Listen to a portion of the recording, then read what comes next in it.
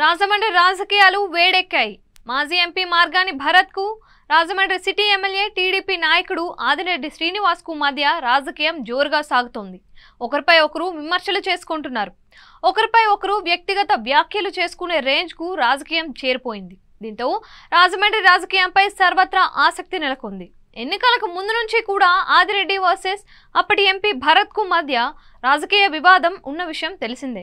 ఇక ఎన్నికల ఫలితం తర్వాత మాజీ ఎంపీ భరత్ కు చెందిన ప్రచార రథం మంటల్లో కాలిపోయింది.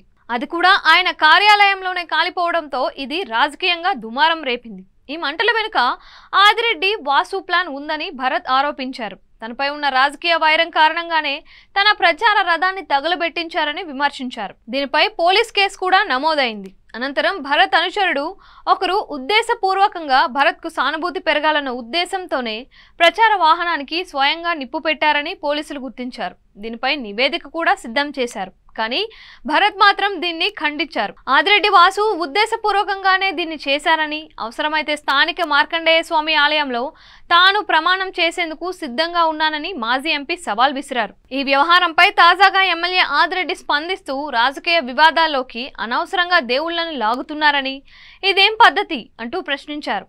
ప్రజలను మించిన దేవుళ్లు ఎవరూ లేరని, ప్రజల మధ్య తేల్చుకుందామని వ్యాఖ్యానించారు. తాను ఏ దేవుడిపైనైనా ప్రమాణం చేయబోనని చెప్పారు. దీనికి కౌంటర్ గా భరత్ తప్పు చేసిన వాళ్లే భయపడతారు అంటూ వ్యాఖ్యానించారు. ఈ పరిణామాలతో రాజమండ్రి రాజకీయాలు ఏ క్షణంలో ఎలాంటి రగడకు దారితీస్తాయో అన్న భయం వెంటాడుతోంది.